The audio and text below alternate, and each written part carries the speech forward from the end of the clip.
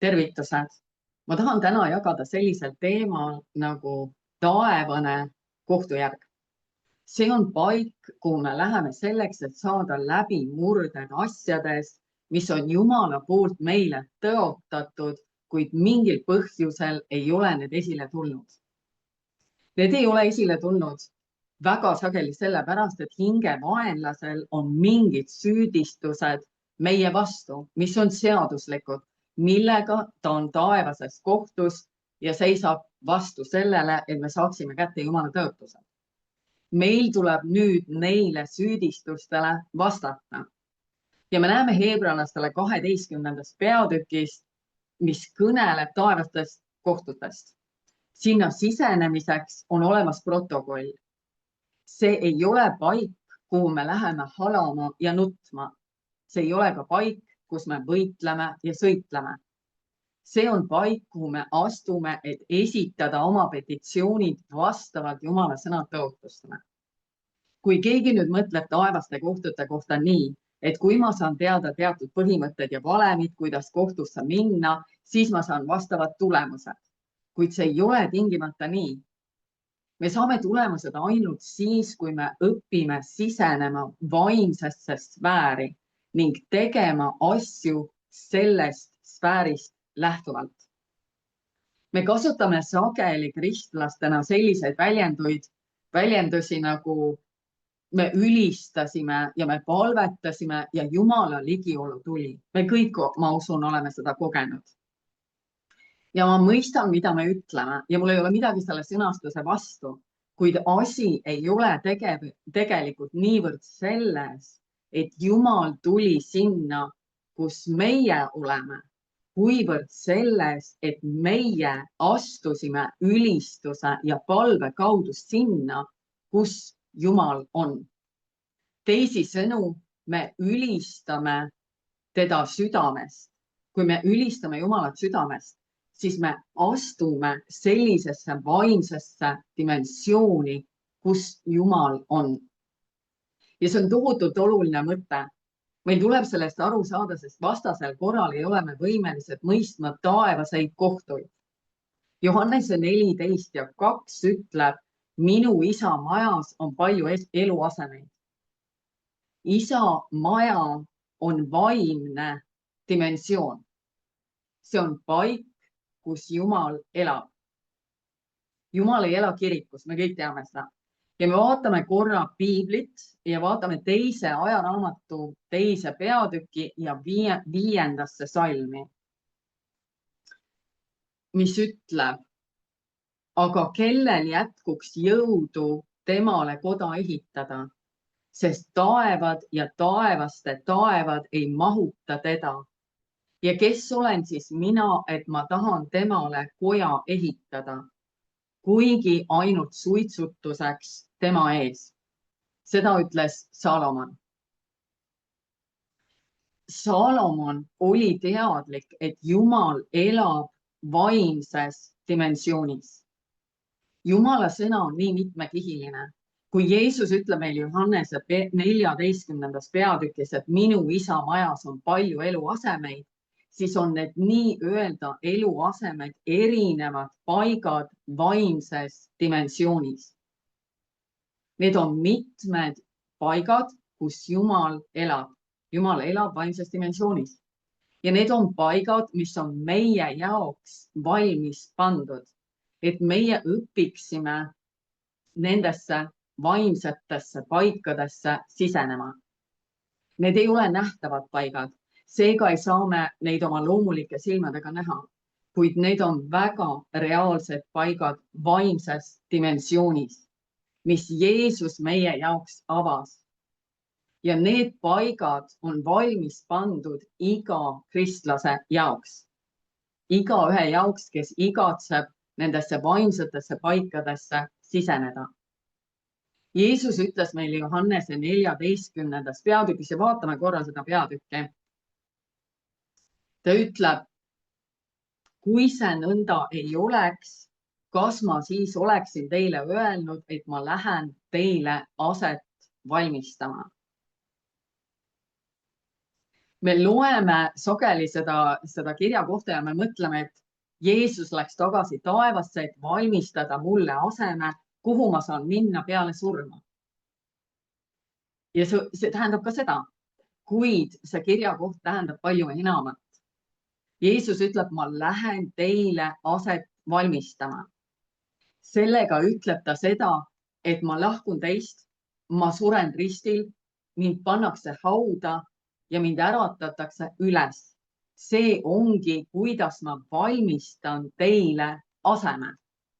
Ja Jeesus ütleb edasi Johannese 14. peatüki 3. salmis. Ja kui ma olen läinud ja teile aseme valmistanud, tulen ma jälle tagasi ja võtan teid kaasa enese juurde, et teiegi oleksite seal, kus olen mina. Mõtle sellele.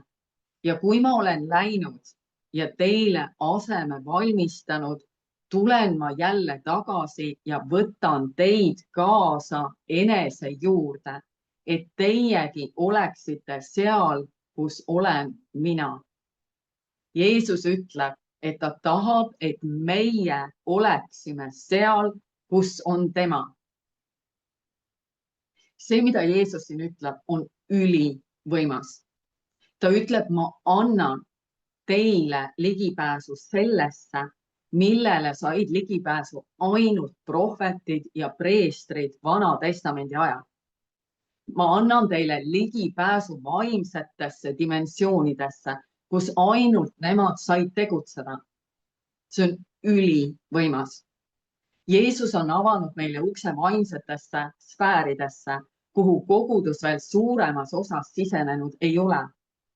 On üksikud julged, kes on Jumalat uskunud ja usaldanud selliselt, et nad on teadlikult astunud nendesse sfääridesse, kuid suurem osa kogudusest on täielikus teadmatuses nendest vaimsetest dimensioonidest.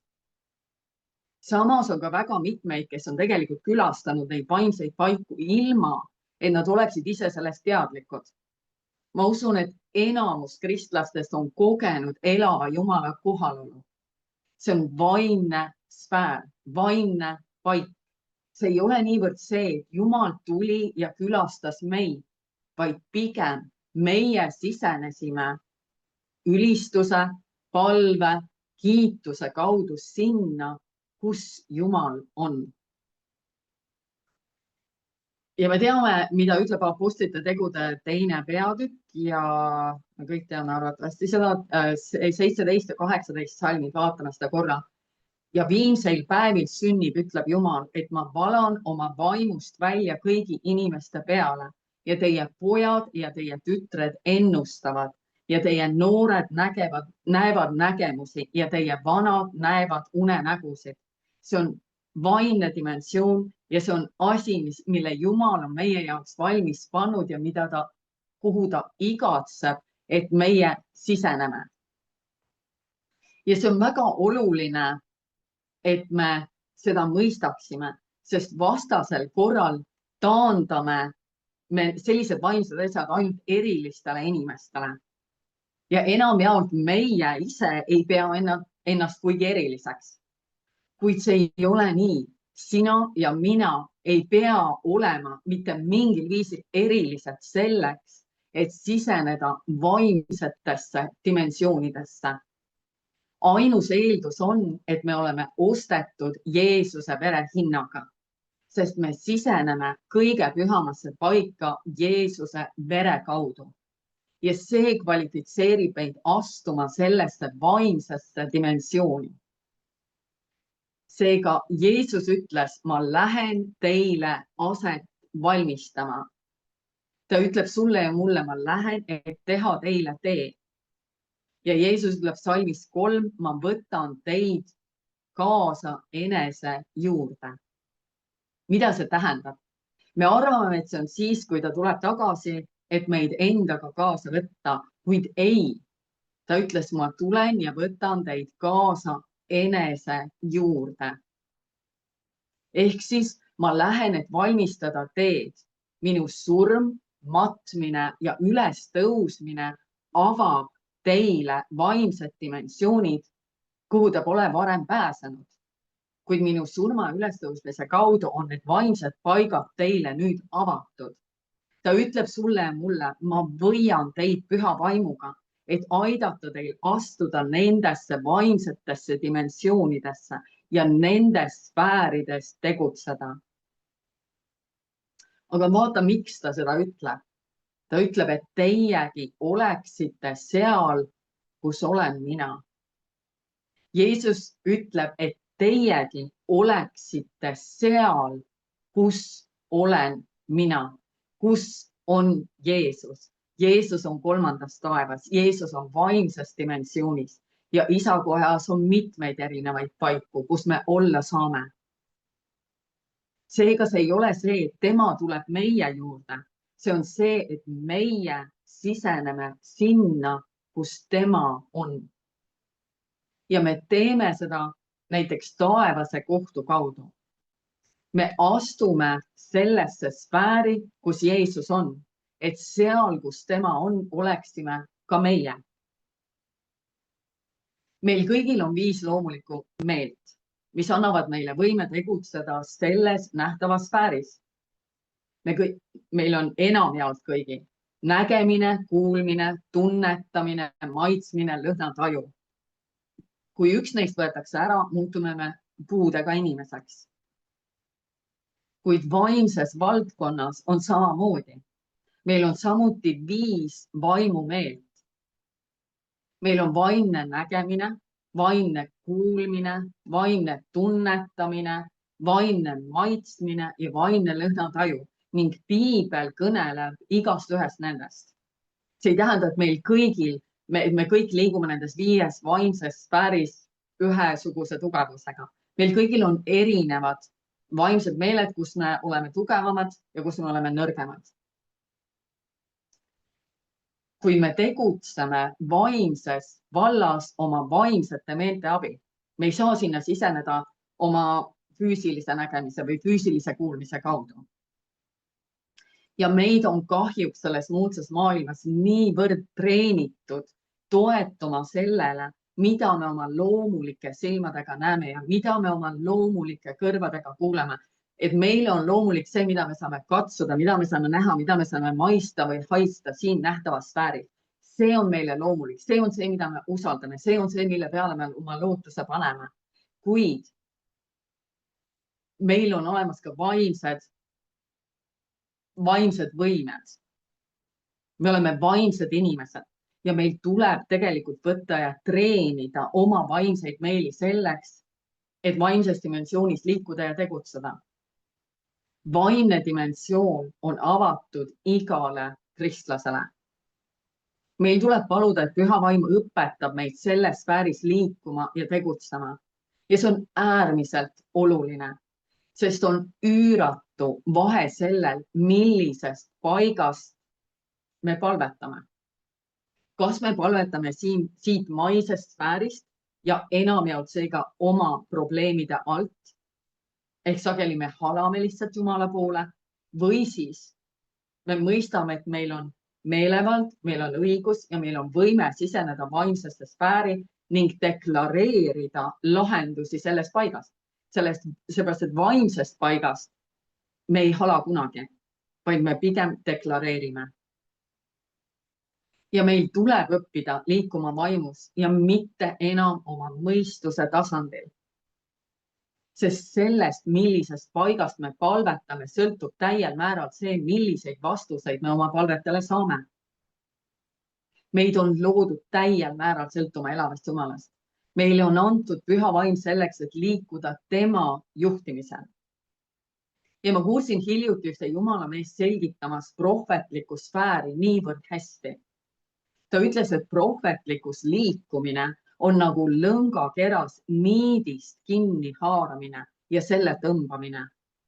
Ja see on tõeliselt hea analoogia, sest vahel on tunne, et mõned inimesed saavad Jumalalt nii suured ja selged sõnumeid ja meie mõtleme, et meie ei näe midagi ja meie ei kuule midagi, kuid tegelikult on need asjad, mida me vaimust tajume või kogeme, osad näevad vaimus, nii õrnad, et kui me neile tähelepanu ei pööra, siis kaovad need samamoodi, nagu nad tulid.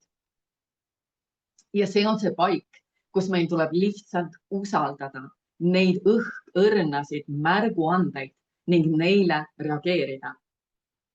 Ja meil kõigil tuleb alustada sellest vähesest, mida me näeme või tajume ning hakata usust seda niiti sellest niidikerast või lõngakerast tõmbama. Ja see on hämmastav, kuhu isand meid välja viib. Kui me õpime selles sfääris liikuma, siis hakkame saama ka lahendusi ja vastuseid, mida me pole senini saanud. Ja siis me näeme, kuidas toimub suur muutus tänu sellele, et me pöörasime tähelepanu nendele õrnadele, prohvetlikele impulssidele, mis meil millegi suhtes olid. Meil tuleb lihtsalt haarata sellest niidi otsast ning hakata sammhaaval liikuma. Kui me astume ühe sammu, siis tuleb järgmine ja siis tuleb järgmine ja nii edasi. Kuid kui me mõtleme, et need asjad on vaid meie ettekujutuses, siis ei hakka me mitte kuskil suunas liikuma ja Jumala võimsad lahendused jäävad meile tulemata. Meil tuleb usus astuda need sammud ning hakata liikuma. Jumal saab meid juhtida siis, kui me oleme liikumises. Ja kui me teeme vigu, see on täiesti okei. Jumal teab väga hästi, et me teeme vigu. Ta ei ootagi seda, et me hakkame pihta ja oleme täiuslikud kohe selles. Kui beebi hakkab roomama ja kõndima, siis me ei oota ju seda, et ta kukub kohe jooksma. Samamoodi ei oota Jumal seda meilt, kuid ta ootab, et me usaldame teda ja hakkame liikuma. Sest need asjad ei ole ainult meie ettekujutuses. Ja see ongi see viis, kuidas vaimne sfäär meile ilmutab. See tundub, nagu see oleks ainult meie ettekujutus, kuid see ei ole nii. Kuid hingevaenlane tuleb kohe ja ütleb, et see on ainult sinu ettekujutus, et mida sa endast mõtled, et see ei ole mingisugune Jumala juhtimine. Usalda seda ettekujutust. Astu need sammud ja sa näed, kuidas Jumal hakkab sind juhtima. Kõik, mida Jumal meile annab, algab seemnest. See on Jumala printsiip. Kõik tuleb meile seemne kujul. Ka Jeesuse tulemine maa peale algas seemne kujul. Maarja üsas. Kõik algab seemne kujul. Usk on seeme. Ja vaatame korra siis juba seda Markuse 4. peatükki ja 30 salmi kuni 32. Jeesus ütles, millega võiksime võrrelda Jumala riiki või millise tähendamissõnaga teda kujutaksime. Sinepiivakesega, mis on, kui see külvatakse maha, väiksem kõigist seemneist maa peal. Ent kui see on külvatud, siis see sirgub ja kasvab suuremaks kõigist taimedest aias ja ajab suured oksad, nii et taevalinnud võivad teha pesa selle varjus. Kõik algab seemnest Jumala kuningriigis. Ehk siis meil kõigil tuleb alustada sellest, et me peame võtma selle pisku, mida me oma ettekujutuses näeme või tajume ning palume, et püha vaim aitab meil sellega edasi liikuda. Seeme saab kasvada puuks ainult siis, kui me selle välja külvame. Kui me hoiame selle seemne endale ja pistame selle taskusse, siis ei kasva see mitte kuhugile. Ja siis me mõtleme ja igatseme, et Jumal, ma ka nii väga tahaksin vaimus näha. Ma nii hirmsasti tahaksin vaimust kuulda ja vaimust liikuda, kuid iga ühele meist antakse see tilluke seeme. Ja seejärel on see meie teha, kas me pistame selle seemne oma südame mulda ja hakkame seda seal kastma, et see saaks üles kasvada või me ei tee seda. Sest me arvame, et need on vaid need mingisugused üksikud erilised inimesed, kellel on see and vaimus liikuda ja teised peavad leppima lihtsalt nende sabas sörkimisega. Kui see ei ole nii, iga ühele meist on antud see sinepi ivake ja meie vastutame selle eest, kas see kasvab suureks ja võimsaks puuks või see jääb selleks seemneks meie taskusse mädanema. Jeesus kõneleb talentidest ja ta ütleb, et need, kes kasvatavad oma talente, neile usaldatakse veelgi enam. Kuid need, kes oma talendid maha matavad ja ei kasuta ega kasvata neid, need saavad noomida. Meil tuleb õppida liikuma vaimses sfääris. sest vastasel korral ei saa me kätte seda, mille Jeesus meie jaoks valmis pani, mille jaoks või mille eest ta ristil suri. Meil tuleb õppida palvetama nendest vaimsetest dimensioonidest, kuhu Jeesus meid kutsub. Ta tahab, et me oleme seal, kus tema on. Ta tuleb küll meie juurde. Kui me mis iganes augus me oleme, ta tuleb meie juurde, ta külastab meid alati. Aga kui me tahame kätte saada seda, mille eest tema suri, meil tuleb astuda nendesse dimensioonidesse, kus tema on. Ja need dimensioonid on avatud meile kõigile. Mitte ainult mõningatele erilistele, kõigile. Ja ma julgustan sind astuma nii-öelda vee peale. Jeesus kutsub sind vaimsetesse paikadesse, kus tema on. Ta soovib, et sa oleksid seal, kus tema on. Need on paigad, kus meil on tõeline meelevald asju ja olukordi muuta. Ta on kutsunud meid selleks ja ta igatseb, et me siseneme nendesse paikadesse. Et me oleme seal, kus tema on. Nii et kui sa ei ole seda enne teinud, võta kinni sellest õhkõrnast tunnetusest või ettekujutusest, võta kinni sellest niidi otsast ja hakka harutama. Palu, et püha vaim juhib sind ja usalda, et ta tõesti teeb seda. Ja sa saad imestama sellest, kuhu Jumal sind välja viib. See on võimas. See on see, milleks me oleme kutsutud. Ole südamest õnnistatud ja tea täie kindlusega, et sinu taevane isa armastab sind.